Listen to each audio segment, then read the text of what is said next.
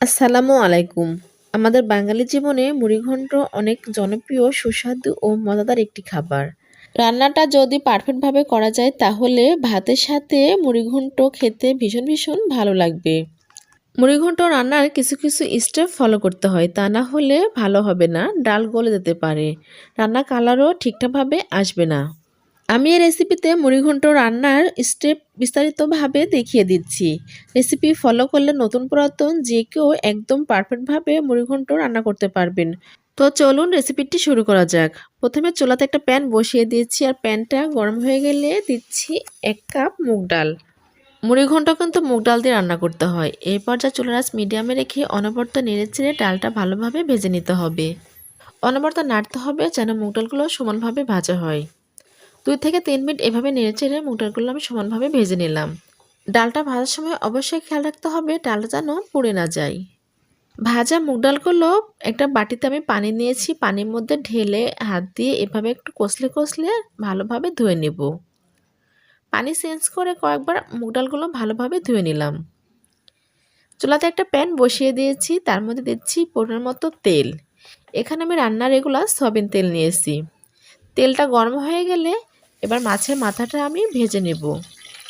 আমি আজকে মুগ ডালটা রান্না করব মাছের মাথা দিয়ে। আমি এখানে সিলভার কাপ মাছ নিয়েছি। আপনারা চাইলে রুই মাছ, কাতলা মাছ, যে কোনো মাছের মাথা দিয়ে এই মুড়িঘন্টটা রান্না করতে পারেন। এক পাশে ভাজা হয়ে গেলে উল্টিয়ে অপর পাশেও ভেজে নেব। 4 থেকে 5 মিনিট চুলার আঁচ মিডিয়ামে রেখে মাছগুলো আমি একটু ভালোভাবে ভেজে নিলাম। মাছগুলো ভাজা হয়ে গেছে, এবার আমি তেল থেকে উঠিয়ে নিচ্ছি। এবার একই তেলে কিছু আস্ত গরম মশলা ভেজে নেব। এখানে নিয়েছি 3টা দারচিনি, 2টা এলাচ, লবঙ্গ আর কয়েকটা গোলমরিচ। সেই সঙ্গে নিয়েছি একটা তেজপাতা মাঝখান দিয়ে চিড়ে। এবার সবগুলো মশলা 30 সেকেন্ডের মতো তেলে নেড়েচেড়ে ভালোভাবে ভেজে নিতে হবে। তেল থেকে যখন মশলা একটা ফ্লেভার বের হবে তখন দিতে হবে পেঁয়াজ। এখানে বড় সাইজের একটা আমি পেঁয়াজ কুচি করে কেটে নিয়েছি।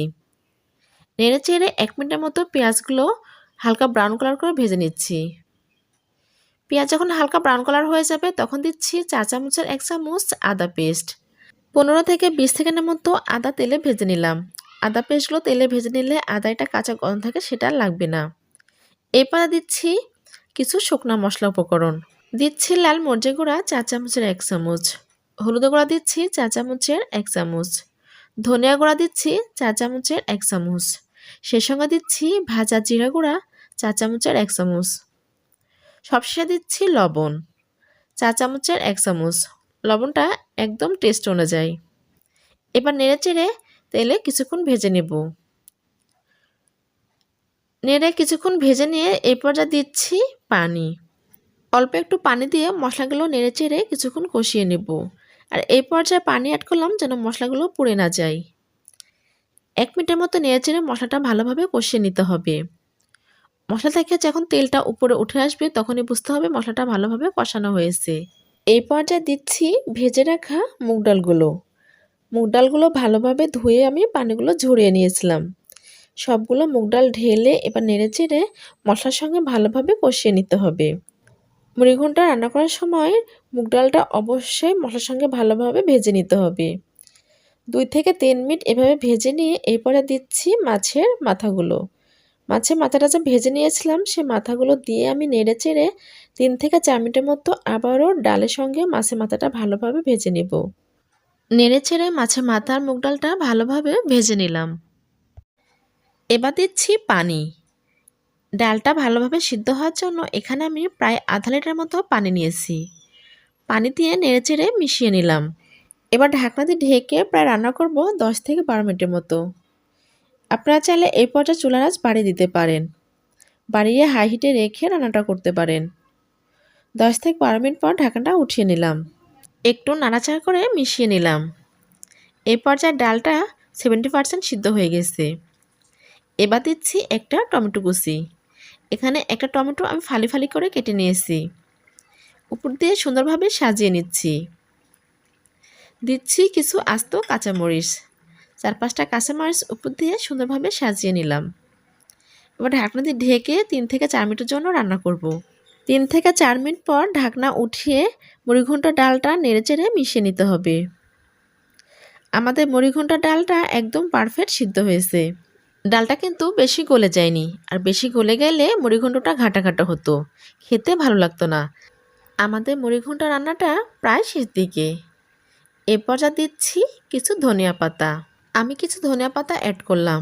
ধনিয়া পাতা ফ্লেভার যদি আপনাদের ভালো না লাগে তাহলে স্কিপ করবেন। ঢাকনাতে ঢেকে প্রায় 1 মিনিটের মতো রান্না করব। 1 মিনিট রান্না করলে হয়ে যাবে আমাদের আজকের মুড়িঘণ্ট। নতুন পুরাতন আপনারা সবাই এভাবে আমার টিপস ফলো করে মুড়িঘণ্ট রান্না করবেন। আপনাদের মুড়িঘণ্টটা পারফেক্ট হবে। আশা করছি আমার আজকের মুড়িঘণ্ট রেসিপি আপনাদের কাছে অনেক বেশি ভালো লেগেছে। ভালো লাগলে লাইক, কমেন্ট, শেয়ার এবং সাবস্ক্রাইব করবেন। সাবস্ক্রাইব করে আমার চ্যানেলের সঙ্গে থাকবেন, আমি যেন আপনাদের মাঝে এমন মজার মজার রেসিপি নিয়ে হাজির হতে পারি। আমার টিপস ফলো করে যদি আপনারা মুড়িঘণ্টটা রান্না করেন তাহলে আমি 100% গ্যারান্টি দিতে পারি আপনাদের মুড়িঘণ্ট রান্নাটা পারফেক্ট হবে। আর আজকের রেসিপি কেমন লাগলো আমাকে অবশ্যই কমেন্ট বক্সে কমেন্ট করে জানাবেন। সবাই ভালো থাকবেন, সুস্থ থাকবেন, সবার সুস্বাস্থ্য কামনা করে আজকের মতো বিদায় নিচ্ছি। আল্লাহ হাফেজ।